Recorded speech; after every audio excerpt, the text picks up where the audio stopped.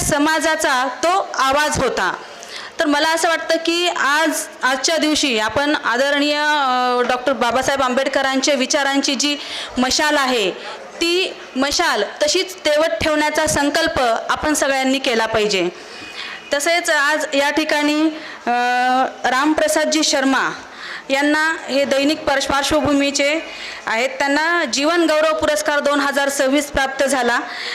त्यासोबतच रवींद्र जोशी यांना दर्पण पुरस्कार, स्वानंद पाटील यांना दर्पण पुरस्कार, मिलिंद चोपडे यांना दर्पण पुरस्कार, दत्तात्रय काळे यांना मूकनायक पुरस्कार, संभाजी मुंडे यांना मूकनायक पुरस्कार, तसेच सुकेशनीताई नाईकवाडे यांना देखील मूकनायक पुरस्कार प्राप्त झाला। त्याबद्दल त्या सर्वांचे मी मनापासून अभिनंदन करते आणि त्यांना त्यांच्या पुढील वाटचालीसाठी खूप खूप शुभेच्छा देखील देते।